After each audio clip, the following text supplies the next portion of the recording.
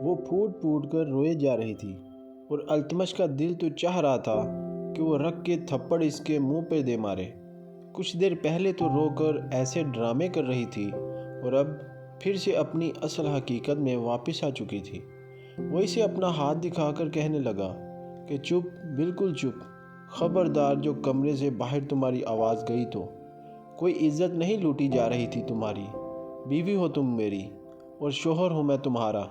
जो चाहूँ जब चाहूँ कर सकता हूँ। और छोटी बच्ची नहीं हो तुम, 18 साल की हो चुकी हो। नहीं मरती अगर मेरा हक दे देती तो। गलती कर दी जो तुम्हारे बारे में सीरियस हो गया था मैं। वो जल्दी से वहीं कंफर्ट में ही दोबारा से कपड़े पहन चुकी थी और वहाँ से उठकर सीधे सोफे पर जाकर बैठ गई। दिल अभी भी इसका बड़ी तेज़ी से हरकत कर रहा था। कहने लगी कि मैं तो अब दोबारा इस बेड पर नहीं सोने वाली। आपका क्या भरोसा कब क्या कर दें। इस दिन के बाद से वो सोफे पर ही सोने लगी थी।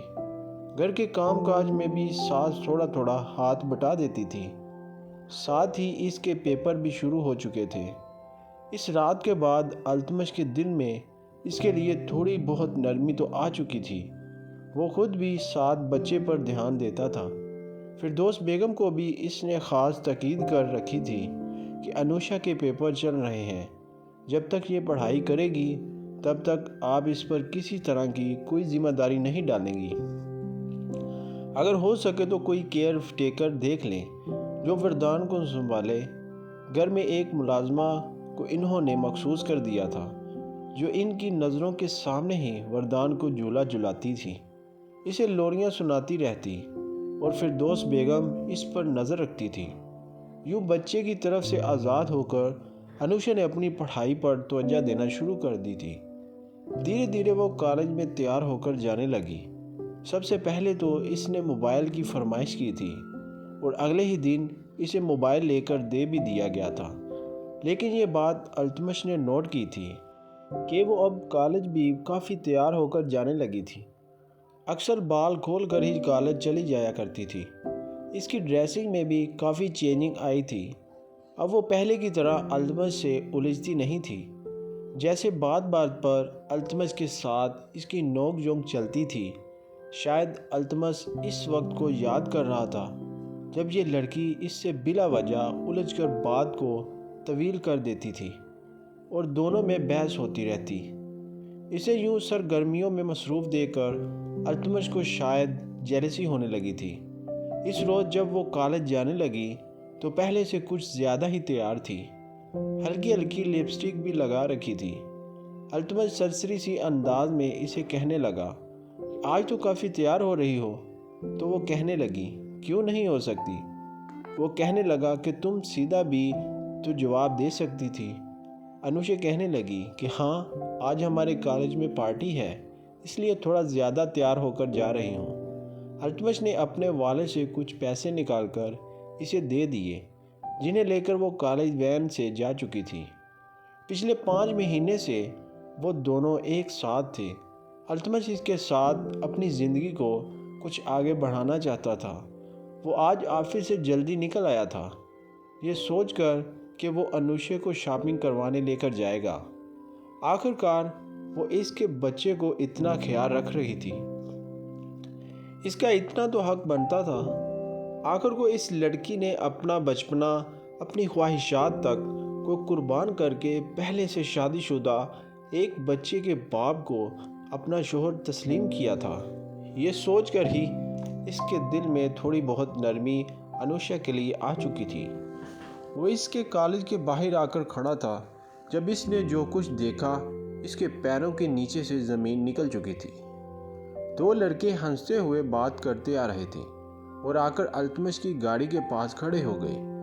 गाड़ी के शीशे बंद थे और ब्लैक थे, इसलिए ये नहीं लग रहा था कि गाड़ी में कोई बैठा हुआ है।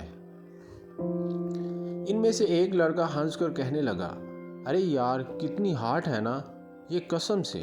इसकी कमर पर हाथ रखते ही मेरे पूरे वजूद में तो करंट दौड़ जाता है। बिल्कुल रसमलाई है। बस किसी रोज़ होटल तक साथ आ जाए तो मज़ा ही आ जाए। ये अल्फाज सुनते ही अल्तमश गाड़ी से निकला और इस लड़के को पकड़कर पीटने लगा। वहाँ पर काफ़ी लोगों की भीड़ इकट्ठी हो चुकी थी। जब अनुषा कॉलेज से बाहर आई, ये सब देखकर तो इसका सांस रुक चुका था। अल्तमश प्रिंसिपल से बात करके इस लड़के को सस्पेंड करवा चुका था और अनुषा को ज़ोर से बाजू से पकड़कर इसने गाड़ी में बिठाया था। अनुषा पूछती रह गई थी कि आप यहाँ पर क्या कर रहे हैं? हुआ क्या है आपको?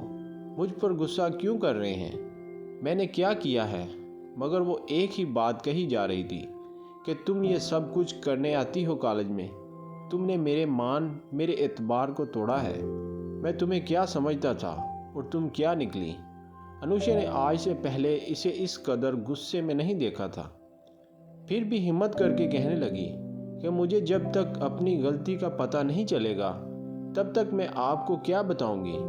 मगर घर आते ही इसने लाकर इसे सबके सामने बिठाया था। फिर कहने लगा कि आज के बाद इसका कॉलेज आना बंद है, ये घर ही रहेगी। इसने अनुषा से मोबाइल लेकर भी तोड़ दिया था और थोड़ी से पकड़ कर कहने लगा कि आज के बाद अगर मैंने कोई भी गलत बात सुनी तो खुदा की कसम मैं तुम्हारे टुकड़े टुकड़े कर दूंगा। अनुषा रोते हुए फिर दोस्त बेगम के गले से लग चुकी थी। कहने लगी कि आंटी ये मुझे मेरी गलती तो बताएं, मैंने किया क्या है? कॉलेज के बाहर जो कुछ हो रहा था इसने रोते हुए सब कुछ फिर दोस्त बेगम को बताया था। रात कमरे में जाकर जब अनुषा ने दोबारा पूछा तो गुस्से से अल्तमश ने इसे सब कुछ बता दिया था। वो तो कानों का हाथ लगाकर कहने लगी कि मुझे क्या पता वो लड़का कौन था और किस बारे में बात कर रहा था। आपको शर्म आनी चाहिए। आप मेरे बारे में ऐसा सोच भी कैसे सकते हैं? आपसे मेरी शादी तो अब हुई है। इससे पहले भी मेरा लड़कों के साथ दोस्ती करने में और इनके साथ आउटिंग पर जाने में दिलचस्पी नहीं थी। किसी लड़के को इजाज़त नहीं थी कि वो 6 फुट तक भी मेरे करीब आ सके और आप इस तरह की गंदी बात कर रहे हैं कि कोई लड़का मेरी कमर पर हाथ रखता रहा है। शर्म आती है मुझे आप पर। रहना ही नहीं है मुझे आपके साथ इस कमरे में।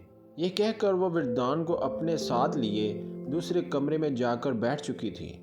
अनुषा के लिए ये बातें सच में काफ़ी दुख देने वाली थी।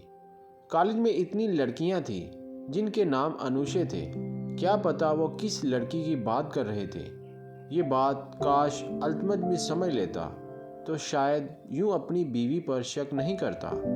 लेकिन जहां पर मोहब्बत ना हो वहां शक ही होता है। यहाँ वजह थी कि इन दोनों के बीच का रिश्ता अभी इतना खोखला था कि अल्तमश ने अनुषा पर शक ही कर लिया था।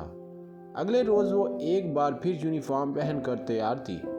अल्तमश ने जब इसे यूनिफॉर्म में देखा तो अपने कोट के बटन बंद करते हुए कहने लगा कि लड़की, मैंने तुम्हें जो कुछ कहा था क्या तुम भूल चुकी हो? मैंने तुम्हें कहा था तुम्हारा कॉलेज जाना बंद है, तुम इस घर से बाहर कदम भी नहीं निकालोगी। अनुषा भी दो टोक अंदाज में कहने लगी कि मैं भी आपको बता चुकी हूँ कि मेरे लिए पढ़ाई सबसे ज़्यादा इम्पोर्टेंट है। आप मुझे यहाँ पर अपने बच्चे के लिए लेकर आए थे और आपके बच्चे का ख्याल मैं पूरा रख रही हूँ। इससे ज़ायद आप मुझ पर कोई हक नहीं रखते और ना ही मैंने आपको ये अथॉरिटी दे रखी है। कुछ इस अंदाज में वो कहती वो सीधा घर के बाहर की तरफ गई थी जब गुस्से से दाड़ कर अल्तमश कहने लगा कि अगर तुम कॉलेज गई तो याद रखना इस घर के दरवाजे तुम्हारे लिए हमेशा हमेशा के लिए बंद हो जाएंगे। तुम इस घर में वापस नहीं आओगी। ये सुनकर एक पल को अनुषा रुकी थी। आज से पहले शायद ही इसे किसी ने इस कदर संजीदा देखा था। पलटकर इसने अल्तमश को देखा, फिर कहने लगी यही तो बात होती है आप मर्दों की, चाहे फिर लव मैरिज हो या अरेंज, वन साइडेड लव हो या जो भी हो, आप सब मर्दों की फितरत होती है ऐसी ही। औरत ज़रा सी कुछ गलती करे तो तलाक की धमकी देते हैं। औरत आपकी मर्ज़ी के ख़िलाफ़ जाए तो यही बात आपकी ज़ुबान पर होती है कि दोबारा इस घर में मत आना। माँ बाप के घर जाओ तो वो मेहमान समझकर बार बार ये सवाल करते हैं कि वापस कब जाओगी, और यहाँ शोहर ये कहता है कि दफ़ा हो जाओ यहाँ से। जानते हैं मिस्टर अल्तमश, मर्द की यही सोच मुझे बहुत पहले ही खोखला कर चुकी थी। इसलिए मैंने सोचा था कि मैं पढ़ लिख कर अपने कदमों पर खड़ी रहूँगी। माँ बाप तो मेरे पहले ही मर चुके थे, तो कम अज़ कम अगर आप जैसा शोहर मेरे पल्ले पड़े तो मैं इतना तो कमा ही सकूं कि अपने लिए 2 वक्त की रोटी का इंतज़ाम कर सकूं। इसलिए ठीक है, अगर मेरा पढ़ाई के लिए बाहर जाना मेरे लिए इस घर के दरवाजे बंद कर दे तो मैं तुम्हारे इस घर में कदम नहीं रखूंगी। संभाल लीजिएगा अपने बच्चे को वो खुद ही। ये कहकर वो घर से निकल चुकी थी और अल्तमश हैरान सा खड़ा बस इसे देखता रह गया। अल्तमश को बिल्कुल भी अंदाज़ा नहीं था ये छुई मुई सी नज़र आने वाली लड़की इस तरह की बात भी कर सकेगी। वो तो कभी भी इन मर्दों में से नहीं था जो औरत को इस कदर मजबूर करें, यूँ तंग करें। वो चुप हो चुका था और वाकई इस रोज़ अनुषा घर नहीं आई थी। फिरदौस बेगम ने जब कॉल करके पूछा था तो वो अपने वालिदैन के घर जा चुकी थी। अनुषा की वालदा इससे पूछ रही थी कि बेटा क्या बात हुई है, क्या तुम्हें अल्तमश लेने आएगा? इसने 2 टोक लहजे में यही कहा था। ये अगर मेरा यहाँ पर रहना, मुझे 2 वक्त का खाना खिलाना आपके लिए मुश्किल का बायस बन रहा है तो फिक्र मत कीजिए, मैं ट्यूशन पढ़ाना शुरू कर दूँगी, पार्ट टाइम जॉब कर लूँगी, लेकिन आप पर बारी नहीं रहूँगी। वो तो बिल्कुल चुप हो चुके थे। फिरदौस बेगम ने ही दोनों के बीच के इस मसले के बारे में इन्हें बताया था। घर के चारों बड़े सर जोड़ कर बैठ चुके थे। शायद इन्होंने अल्तमश और अनुषा की शादी करवा कर ही गलती कर दी थी, क्योंकि दोनों के मिजाज में ज़मीन आसमान का फ़र्क था और कहीं से भी दोनों एक दूसरे के साथ मेल नहीं खाते थे। विरदान भी अब काफ़ी समझदार हो चुका था, लेकिन इसे अनुषा की इतनी आदत लग चुकी थी कि बार बार रोता ही रहता। वक्त पर इसे खाना भी मिल रहा था, खेल भी रहा था, लेकिन फिर भी वो रोए जा रहा था। अल्तमश जब घर आया तो बेटे की रोती आवाज़ सुनकर वो परेशान हो चुका था। 5 दिन हो चुके थे। फिर दोस्त बेगम अल्तमश से कहने लगी कि जाकर अनुषा को ले आओ, बस कर दो, शक मत करो, इस लड़की को मैं जानती हूँ, वो बहुत अच्छी है। बगैर पूरी बात सुने तुम इस लड़की पर बिला वजह चिल्ला भी कैसे सकते हो? वो अगर पढ़ना चाहती है तो इसे पढ़ना है, तो पढ़ना इसका हक है। आखिर वो कितने ख्वाब हमारे लिए बल्कि तुम्हारे और तुम्हारे बच्चे के लिए दफन करेगी। अल्तमश चुप हो चुका था। कमरे में वरदान को लेकर गया तो ये कमरा इसे काटने को दो रहा था, क्योंकि इससे पहले जब वो कमरे में आता था तो इसे चिंगारती हुई अनुषा की आवाज़ सुनाई देती थी, जो यहाँ तो बेसुरे अंदाज में कोई गाना गा रही होती थी या फिर वही बच्चों वाली पोएम अपने अंदाज में पढ़ रही होती थी। कभी बेड पर खड़े होकर बंगड़े डाल रही होती तो कभी वरदान को हंसाने के लिए जोकर बनकर खड़ी होती। ये सब कुछ याद करके अल्तमश के दिल की धड़कनें तेज़ हो चुकी थी। शायद वो इससे वाकई मोहब्बत करने लगा था। वो लड़की इसकी आदत बन चुकी थी और आदत तो मोहब्बत से भी ज़्यादा ख़तरनाक होती है। 2 दिन में ही इसकी बस हो चुकी थी। अगले ही रोज़ इसने वरदान को साथ लिया और सीधा अपने ससुराल पहुंचा था। अपनी सास से सलाम दुआ करने के बाद इसने वरदान को इन्हें थमाया और फिर कहने लगा कि अनुषा कहाँ है। इन्होंने सीधा दरख्त की तरफ इशारा किया था। सहन में आम का दरख्त लगा हुआ था जिस पर कच्चे आम लग चुके थे। फसील पर टांगे लटका कर बैठी वो टहनी को पकड़े इस पर कच्चे आम तोड़ रही थी और वहीं पर बैठकर खा भी रही थी। रो रो कर इसकी आंखें के नीचे हल्के पड़ चुके थे। बाहर खुश नज़र आने वाली अंदर से मुकम्मल तौर पर खोखली हो चुकी थी। अल्तमश से ज़्यादा तो इसे वरदान ही याद आ रहा था। रात को लेटती तो बार बार इसे अल्तमश का लम्स भी याद आता था। जब रात को एक ही बेड पर सोते हुए अक्सर वो इसके करीब आ जाता था। कभी इसके वजूद को अपनी बाहों में भर लेता तो कभी इसकी गर्दन के करीब अपना चेहरा रख लेता। यूं ही हर रात कोई ना कोई एक गहरी याद छोड़ती चली जाती थी। अभी वो आम तोड़कर खा ही रही थी जब धीरे धीरे अल्तमश इसके पीछे आया और जैसे ही अपना हाथ इसके कंधे पर रखना चाहा तो अनुषा घबरा चुकी थी। एकदम से तवाज़ुन बरकरार ना रख सकी। इससे पहले कि वो फसील से नीचे गिर जाती, अल्तमश इसके कमर में हाथ रखकर इसे अपनी जानब खींच चुका था। ऐसे में अल्तमश के लब सीधा अनुषा के लबों से जा टकराए थे। एक लम्हे के 1000वें हिस्से में यह सब कुछ हुआ था और फिर दोनों एक दूसरे से अलग हुए। अपने सामने अल्तमश को देखकर वो आंखें चुपकाने लगी। कहने लगी, ये ख्वाब है या कोई हकीकत? अल्तमश मुस्कुराकर कहने लगा, क्यों ख्वाब में मैं क्या मुझे ही देख रही थी। जब इसे यकीन हो गया कि अल्तमश सच में इसके सामने है तो वो फ़ौरन से सीधी होकर खड़ी हो गई। कहने लगी कि क्यों आए हैं आप यहाँ? वो कहने लगा कि अपनी बीवी को लेने के लिए। अनुषा ने माथे पर बल डाल लिए। वो कहने लगी कि मुझे ऐसे शख्स के साथ नहीं रहना जो मुझ पर शक करे, मुझे गलत कहे, मुझ पर पाबंदी लगाए। मगर वो इसे बाजू से पकड़कर अपने करीब कर चुका था। कहने लगा कि अगर मज़ीद तुमने इस तरह मुझसे दूर होने वाले अल्फाज इस्तेमाल किए ना तो तुम्हें ऐसी सज़ा दूंगा कि यहाँ से चल कर जाना तुम्हारे लिए मुहाल हो जाएगा, समझी? चलो चुपचाप अपना बैग पैक करो और मेरे साथ चलो, मैं मज़ीद कुछ नहीं सुनना चाहता। अनुषा तो साफ इनकार कर चुकी थी कि मुझे आपके साथ जाना ही नहीं है, लेकिन तभी इसे नीचे से वरदान के रोने की आवाज़ आई थी। वो तो तितली की तरह उड़ती हुई फ़ौरन से भागकर नीचे आई थी और वरदान को सीने से लगा लिया था। वरदान का उतरा हुआ चेहरा और इसे थोड़ा सुस्त और कमज़ोर देखकर वो बेचैन सी हुई थी। कहने लगी, ये क्या इसे कुछ खिलाया पिलाया नहीं है आपने? आप लोगों ने जो ये इतना कमज़ोर हो चुका है, रंगत पीली पड़ चुकी है। अल्तमश एक गहरी सांस खारिज करके कहने लगा कि जाहिर सी बात है, जब माँ, वो भी तुम जैसी बुलक्कड़ माँ, जब अपने बच्चे को छोड़कर मैके आकर बैठ जाए तो बच्चे की क्या हालत होगी। अनुषा का दिल जैसे बेचैन हो चुका था। वो इसे फ़ौरन गले से लगाकर रोने लगी। जल्दी से किचन में जाकर इसने सबसे पहले तो आलू बॉयल किए थे और फिर इसमें बॉयल अंडा मिलाकर वो चम्मच के साथ वरदान को खिलाने लगी। कहने लगी कि मेरा शहज़ादा 2-3 दिन में दोबारा से मोटा ताज़ा हो जाएगा। अल्तमश ने एक बार फिर इसे कहा था कि चलो शाबाश, जाकर अपना सामान लेकर आओ, मैं तुम्हें लेने के लिए आया हूँ। तो वरदान की खातर वो अल्तमश के साथ अपने ससुराल आ चुकी थी और ये भी कह चुकी थी कि अगर आपके साथ मैं रही तो सिर्फ़ और सिर्फ वरदान की वजह से, इसके अलावा मुझसे कोई उम्मीद मत की रखिएगा। वो इसे लेकर घर आ चुका था। ज़िंदगी वापस से मामूल पर आने लगी थी, मगर अभी भी कुछ कमी थी जो अल्तमश को अभी भी सताई जा रही थी। बदला हुआ अगर कुछ था तो वो अनुषा का रवैया था। वो पहले की तरह शरारतें नहीं करती थी, बल्कि काफ़ी संजीदा हो चुकी थी। कुछ दिन तो अल्तमश ये सब कुछ देखता रहा, फिर इसे खुद ही अपने सामने बिठाकर इसके हाथों को थाम कर कहने लगा कि मज़ीद कितना शर्मिंदा करोगी मुझे?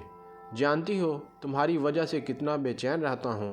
मुझे स्ट्रेस होता है कि मेरे बच्चे की वजह से और हमारे घर वालों की वजह से शायद मैंने तुमसे तुम्हारा बचपन छीन लिया। तुम्हारी हकीकी खुशियाँ सब कुछ मेरे बेटे की नज़र होकर रह गई। यकीन मानो मुझे शर्मिंदगी होती है अब। तुम क्या थी और हमारी खातिर क्या हो गई? प्लीज़ पहले जैसी हो जाओ। अगर वरदान की वजह से या फिर मेरे रवैये की वजह से तुम ऐसी हुई हो तो मैं तुमसे सॉरी करता हूँ। बेशक तुम वरदान के लिए कोई केयर टेकर रख लो, कुछ भी कर लो, लेकिन तुम्हारे होने से इस घर में रौनक है और मुझे वो रौनक चाहिए।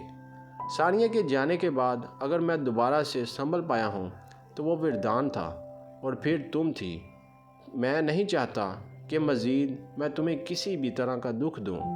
वो चुपचाप इसकी बात सुनती रही, फिर कहने लगी कि ऐसी बातें तो बड़े पक्के आशिक ही करते हैं जिन्हें सच में मोहब्बत हो गई हो।